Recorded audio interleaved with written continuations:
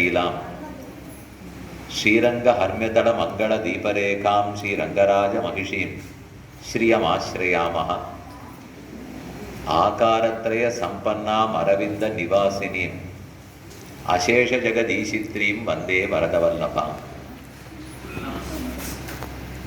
தெந்திருப்பேரை மகர நெடுங்குழை காதல் நாச்சியாரோடு ஆனந்தமாக எழுந்துருளியிருக்கும் ஆஸ்தானம். அவருடைய சந்நிதி வாசலிலேயே அவர் கடாட்சத்துக்கு உட்பட்டு இன்னைக்கு இங்கே எல்லாரும் நாம் கூடியிருக்கிறோம். எதற்கு கூடினோம்? கூடின இடத்தில் உபன்யாசம் எதற்குன்னு முதல்ல பார்ப்போம். கூடினது நிச்சயதார்த்தத்துக்காக. ஷிவ்வே தெந்திருப்பேரை அரவிந்தலோச்சனன் சுவாமி அவருடைய ஜேஷ்ட குமாரத்தியினுடைய நிச்சயதார்த்தம். அது சந்நிதியிலே பண்ணணுங்கிறது ஆசை. அதுவும் இன்னைக்கு பெருமாள் திருநக்ஷத்திரம் உத்தரமாக இருக்கிறதுனாலே இன்னைக்கே பண்ணணுங்கிறது அவா. அதை நடத்தி கொடுத்த நாச்சியார் பெருமாளுக்கு முதல்ல கிருத்தஜதை சொல்லிக்கணும். இந்த க்ஷேத்திரத்துக்கு நம்மாழ்வார் பாசுரம் பாடினார். அவரால் மங்களாசாசனம் செய்யப்பட்ட பெருமாள் எல்லாருக்கும் தெரியும், கண்டிப்பாக ஊர்க்காரர்களுக்கு தெரியும். அதற்கு நம்பிள்ளை வியாக்கியானத்தில் நிறைய அர்த்தங்கள் எல்லாம் சாதிக்கிறார். திருவாய்மொழியிலே 7ஆம் 10 3ஆம் திருவாய்மொழியில் 10 பாசுரங்கள். அதில் ஒரு சுவையான அர்த்தம். அதை மனசில் வாங்கிட்டோம்னால் இந்த நிச்சயதார்த்தத்துக்கும் பொதுவாக கல்யாணத்துக்கும் என்ன தொடர்புங்கிறதை ஒருவாறு புரிந்து கொள்ளலாம். ஒரு கல்யாணம்ங்கிறது எதுக்கு நடக்கிறது? தர்ம காரியங்களை 2 பேரும் சேர்ந்து செய்யணும். ஆனால் அந்த 2 பேரும்னு சொல்லும்போது யாரை பிள்ளையா தேர்ந்தெடுக்கணும், பிள்ளை யாரை பெண்ணாக தேர்ந்தெடுத்து பாணி கிரகணம் பண்ணிக்கொள்ள வேணும்னு தர்மசாஸ்திரத்தில் நிறைய வழிமுறைகள்லாம் சொல்லியிருக்கார்கள். இப்படிப்பட்ட பெண்ணா இருக்கணும், இப்படிப்பட்ட பிள்ளையா இருக்கணும். ஒரு புறத்தில் அவையெல்லாம் இருக்கட்டும். இன்னைக்கு கலியுகம் மெதுமெதுவே வளர்ந்து கொண்டு வருகிற காலம். இந்த சமயத்தில் பொண்ணுக்கு பிள்ளை கிடைக்கிறதே அபூர்வமாகவும், அதில் இந்த பொண்ணோ பிள்ளையோ மனசுல எப்படி நினைத்து கொண்டிருப்பார்களோ, அவர்களுக்கு என்ன விருப்பங்கள் இருக்குமோ அதுக்கு தகுந்தா போலே கிடைப்பது இன்னும் துர்லபமாக போய்கொண்டிருக்கிற காலம். அதனால யாராக இருந்தாலும் அவர்களுடைய வேலையாக இருக்கட்டும், பண வசதியாக இருக்கட்டும், குடும்ப சூழலாக இருக்கட்டும், இதுக்கு மேலே சிறுபிராயத்தில் இருந்தே பகவத் விஷய ஞானத்தோடையும் ஈடுபாட்டோடையும் பக்தியோடையும் வளர்ந்தவர்களா, அப்படியே இருவரும் ஒத்தருக்கொத்தர் மனது ஒருமித்திருக்கக்கூடியவர்களாகிறது அது ரொம்பவே பயன்படும். ஆனால் கேட்பதற்கு முடியாத அளவு ஆகியிருக்கிறது. அந்த கஷ்டம் இல்லாமல் பெருமாள் அதுக்கு தகுந்தா போலே பிள்ளையும் பெண்ணையும் அமைச்சு கொடுக்கிறாருங்கிறது இன்னைக்கு கண்டிப்பாக துர்லபம். அதை போல ஒரு நல்லது அமைந்திருப்பது, 2 பேரும் பக்தர்களாக இருப்பது, 2 பேரும் சீவையிட்டவ சம்பிரதாயத்தில் ஈடுபாடு கொண்டவர்களாக இருப்பது பாராட்டத்தக்கதுன்னு சொல்லதை விட பெருமாளுக்கு கிருத்தங்கத்தை சொல்லிக்கணும்னு தான் சொல்ல வேண்டும். அடியன் பார்த்த அளவில் இந்த சுவாமிக்கு கல்யாணம் ஆன நாள்ல இருந்தே அடியனுக்கு தெரியும். அதுக்கப்புறம் இப்போ அவருடைய பொண்ணுக்கு கல்யாணம் அப்படின்னு சொன்னால் காலம் வேகமாக ஓடுறதுன்னு வச்சுக்கணுமா, அல்லது காலம் நன்றாக ஓடுகிறதுன்னு வைத்துக் கொள்ள வேண்டுமா? ஏன்னா அவருக்கு அதே மாதிரி வாய்ச்சதும் அவருடைய குமாரத்திற்கு அதே போல வாய்த்திருப்பதும் சால சிறந்தது. அது எப்படி பல பேருக்கு அது கஷ்டமா இருக்கும்போது அவருக்கு மட்டும் அது வாய்க்கிறதேன்னு சொன்னால் அது ஊர் வாய்ப்புன்னு சொல்ல வேண்டும். அதுக்கு தான் அந்த முதல் பாசுரத்திலேருந்து ஒரு தகவல் சொல்றேன்னு சொன்னேன். வெள்ளச்சுரிசன் கூட ஆழியேந்தி தாமரை கண்ணன் என் நெஞ்சினூடே புள்ளைக்கடாகின்ற வார்த்தை காணீர் என் சொல்லி சொல்லுகேன் அன்னமீர்காள்னு பெண்ணு பாடுறான். பராங்குஷ நாயகி பாடுகிறாள். பெருமாளை நான் நேர சேவிக்கிறதுக்காக வரேன். ஆழ்வார் திருநகரிலிருந்து பராங்குஷ நாயகி புறப்பட்டு விட்டாள். அதனாலதான் திருப்பேரையில் சேர்வன் நானேன்னு இந்த ஊருக்கு வந்து சேர்ந்துட போறேன்னு சொன்னாள். அதுல என்னமோ தெரியல, அடியேன்னு இப்ப ஆழ்வார் திருநகர்லேருந்து கிளம்பித்தான் இங்க வந்தேன். அந்த பாசுரத்திலே அப்படிதான் இருக்கிறது. இருக்கட்டுமே, எல்லாரும் ஆழ்வாரை சேவிச்சுட்டு தான் இங்க வருவார்கள்னால், ஆழ்வார் தாம் ஊருக்கு ஒரு குறை சொல்லுகிறார். குறைனா குறைன்னு சொல்லக்கூடாது. ஆழ்வாரை எப்ப பெற்று கொடுத்ததோ அந்த ஊர் தான், அதுல எந்த குறையும் இல்லை. ஆனா பாசுர வியாக்கியானத்துல பார்த்தால் ஏதோ ஒரு குறை ஆழ்வார் சொல்லுகிறார். நம்ம எந்த ஊர்ல மனசுக்கு ரொம்ப பிடிக்கலையோ, நமக்கு ஏத்தா போல சந்தர்ப்பம் சூழ்நிலை இல்லையோ, அந்த ஊரை விட்டு விட்டு பிடிச்ச சந்தர்ப்பம் இருக்கிற ஊருக்கு தானே போயிடுவோம். அது வேலை வாய்ப்புக்காக இருக்கட்டும், கல்யாணமாகி குடுத்தனத்துக்கு போறதா இருக்கட்டும், படிப்புக்காக போனதா இருக்கட்டும், எங்க நமக்கு வாய்ப்பு குறைவா இருக்கோ அதை விட்டுடுவோம். எங்க வாய்ப்பு அதிகமா இருக்கோ, பிடிச்சிருக்குமோ, அங்க போய் சேர்ந்துடுவோம்.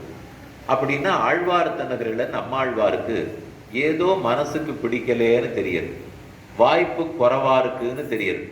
இல்லைன்னா அந்த ஊரை விட்டுட்டு இந்த ஊருக்கு வந்து சேர போகிறாரா? ஏன் திருப்பேரையில் சேர்வன் நானேன்னு சொல்றார்? அதைத்தான் அந்த பாசுரத்திலேன்னு பார்க்க போறோம். முன்னாடி கொஞ்சம் இடம் சந்தர்ப்பம் என்ன நிகழ்விடம் மட்டும் சொல்றேன். ஆழ்வார் அங்கிருந்து புறப்பட்டு பெருமாளுக்கு ஆசைப்பட்டு இங்க வரார். அவருக்கு முன்னாடி அவருடைய மனம் இங்க வந்து சேர்ந்து விட்டது. ஆழ்வாருடைய காதும் மூக்கும் அவருக்குத்தான் துணையா இருக்கணும். ஆனா பெருமானை பார்த்தவுடன் ஆழ்வாரை தாண்டி கண்ணு காது மூக்கு மனசுக்கே தனியா பக்தி இருக்கிறாப்புல இருக்கு. பொதுவா நமக்கு பக்தி இருக்கும்னா ஆத்மாவுக்கு பக்தி இருக்கும். ஆத்மாவினுடைய பக்தியை வெளிப்படுத்துறதுக்காகத்தான் சேவிக்கிறதுக்காகவோ பாடுறதுக்காகவோ தொடறதுக்காகவோ கைங்கரியம் பண்றதுக்காகவோ கண்ணு காது மூக்கு நாக்கு எல்லாம் இருக்கு. ஆனா இங்க அப்படி இல்லையா. ஆழ்வாருக்கு இருக்கிற பக்திங்கிறது ஒரு தலைனால் அவரை விட்டுட்டே அவருடைய மனத்துக்கும் கண்ணுக்கும் மூக்குக்கும் நாக்குக்கும் இன்னும் பக்தி இருக்கான். இத்தனைக்கு அதெல்லாம் அச்சேதன வஸ்துக்கள். அது எதுவுமே சைத்தன்யம் ஞானம் இருக்கிறதே கிடையாது. ஞான சூன்யமா இருந்தா கூட அச்சேதனமாக இருந்தாலும் அதுகளுக்கே தனியா பக்தி இருக்கு. அதனால இந்த ஊருக்கு வரச்சே ஆழ்வாரிடத்திலேருந்து ஒன்னொன்னா விடை பெற்றுகள். கண்ணு சொல்லிடுத்து நான் முன்னாடி போறேன் நீ பின்னாடி வாரும், காது நான் முன்னாடி போறேன் நீ பின்னாடி வாரும். கடைசியில மனம் சொல்லிது, கண்ணையும் காதையும் ரொம்ப நம்பினு இல்லையா, கடைசியில எல்லாரும் விட்டுட்டு போயிட்டா வரும், நான் தான் உனக்கு துணைன்னு சொல்லிட்டு வந்தது. ஆனா இது சொன்னதெல்லாம் வாஸ்தவம் ஊர்கோடிக்கு வர்ற வரைக்கும். பாக்கியெல்லாம் 5 அடி 10 அடி முன்னாடி கிளம்பி போச்சு. மனசு தேவையில்ல, கொஞ்சம் கிட்டக்க வர வரைக்கும் கூட இருந்தது. அதுவும் வாசல் சோலைக்கு வந்த உடனே என் நெஞ்சினாரும் அங்கே ஒழிந்தார். ஆழ்வாருடைய நெஞ்சும் புறப்பட்டு திருப்பேரையில் பெருமான் மகர நெடுங்குழைக்காத நடத்தல நிகரில் முகில் வண்ண நடத்தல வந்து அடைந்து விட்டது. ஆழ்வாரிடத்துல இப்ப உள்ளமும் இல்லை. என்ன செய்யலாம்னு யோசிக்கிறார். வெள்ளச் சுரிசங்கொடு ஆழியேந்தி தாமரை கண்ணன் என் நெஞ்சினூடே புள்ளைக்கடாகின்ற வார்த்தை காணீர். நான் பரிகரமா வச்சுட்டு இருந்தது ஒண்ணும், என் உள்ளம் என் மனசு தான். இக்கரையிலேருந்து அக்கறை போகணும், தாமிரபரணி ஆத்தை தாண்டி அந்த பக்கம் போகணும்னா அதுக்கு எது பரிகரமா இருக்கும்? ஓடம். ஓடத்துல ஏறி உட்கார்ந்தா இங்கேருந்து அங்க போகலாம். அதை போல பகவானை சேவிக்கிறதுக்கோ அனுபவிக்கிறதுக்கோ எது ஓடமா இருக்கும்? நெஞ்சு தானே. மனதால தானே அவர் சேவிச்சாகணும், உள்ளத்தால தானே அவரை தியானம் பண்ணிட்டாகணும். அந்த ஓடமே போயிடுதுன்னா, மனமே அவரிடத்துல போயிடுதுனால் அப்ப அவரை அனுபவிக்கிற வழி கூட தெரியாத தானே சிரமப்படுவார். ஆனா ஆழ்வார் உள்ளத்துல விடாம பெருமாள் இருக்கிறார். ஆகவேதான் இப்ப அவர் சொல்லுகிறார், வெள்ளச்சுகம் அவன் வீற்றிருந்த வேத ஒலியும் விழா ஒலியும் பிள்ளக்குழா விளையாட்டொலியும் அரா திருப்பேரையில் சேர்வன் நானே. வெள்ளை சுரிசங்கொடு ஆழியேந்தி தாமரை கண்ணன் என் நெஞ்சினூடே, என் நெஞ்சத்துக்குள்ளேயே கருடோத்சவம் கண்டருளுகிறார். நீங்கள்லாம் கொஞ்சம் காதை என் நெஞ்சில வச்சு கேட்கக்கூடாதான்னு ஆழ்வார் கேட்டுக்கிறார். பொதுவா வீதியில தான் கருடோத்சவம் நடக்கும்.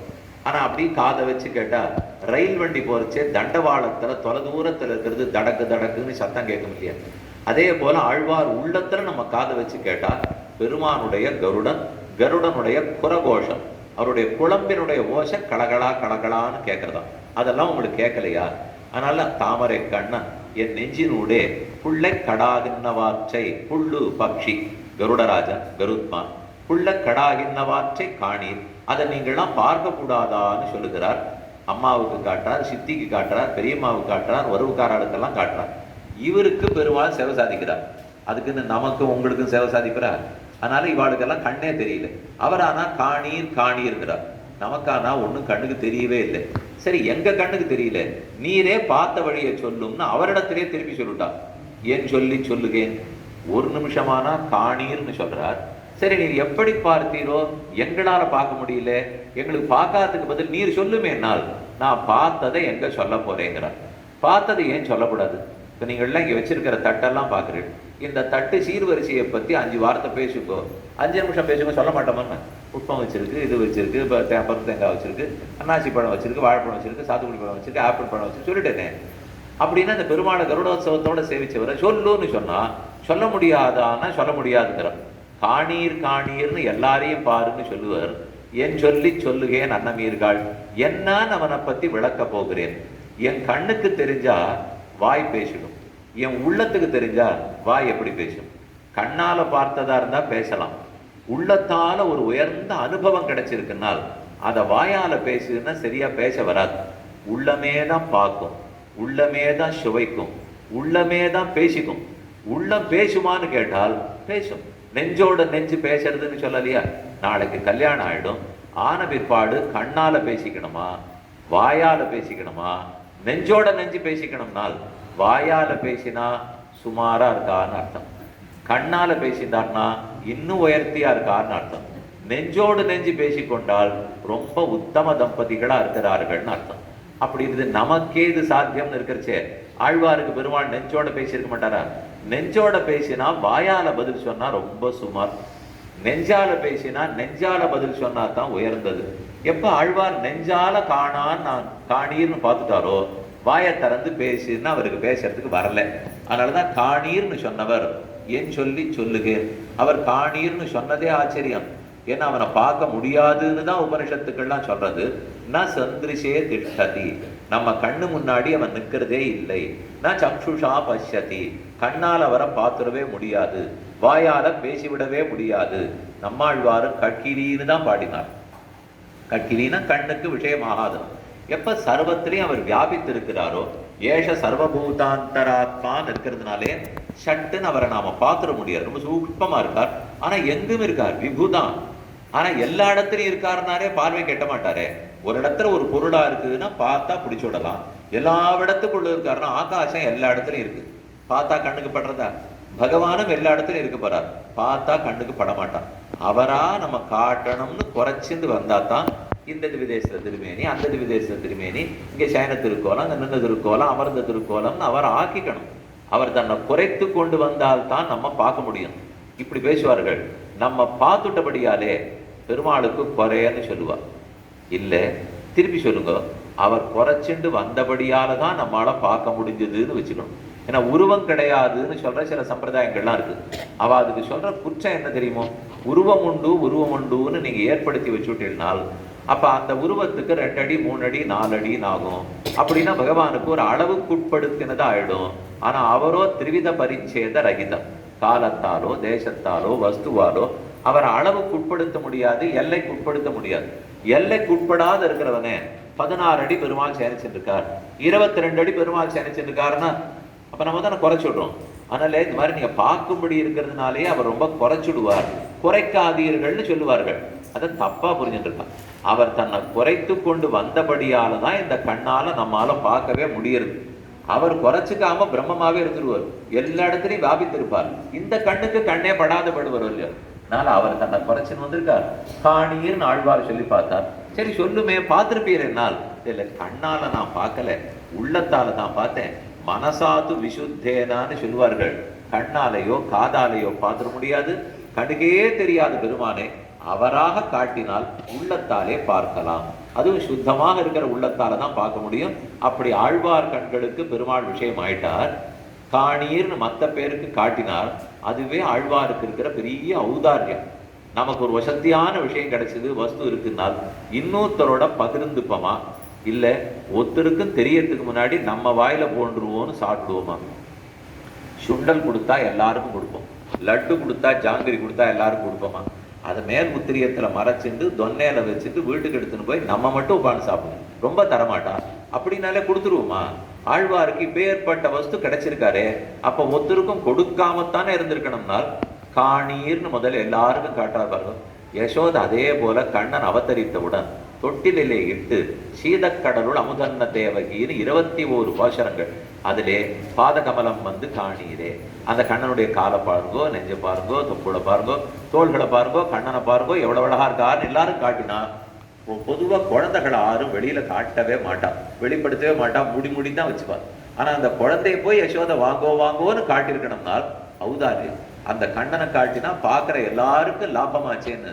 அதை போல தனக்கு கிடைக்காட்டா கூட நமக்கு கிடைக்கணும்னு ஆழ்வாருக்கு ஆசை. அதனாலதான் காணீர். இதுவும் பிள்ளைக்குழா விட புள்ளக்கடாகின்ற வார்த்தை காணீர். என் சொல்லி சொல்லுகே நன்னமீர்கள். நான் என்ன வாசி திறந்து சொல்லுன்னா என்னால சொல்ல முடிய போறதா? இதே போலத்தான் சீதை ஹனுமானிடத்துல பிரார்த்திக்கிறார். ராமன் எப்படி இருப்பார்? கீதிருஷம் தஸ்ய சம்ஸ்தானம் ரூபம் ராமஸ்ய கீதிருஷம் கதம் ஊரு கதம் பாகு. அவருடைய அழகையெல்லாம் எனக்கு அடையாளத்தோடு சொல்லு, நீ ராமனை பார்த்தே நான் எப்படி நம்புவேன் அப்படின்னு சீதை ஹனுமானிடத்துல சொல்றார். அப்ப கம்பர் எழுதினது படியெடு துரைத்து காட்டும் படித்தன்று அவன் படிவம்.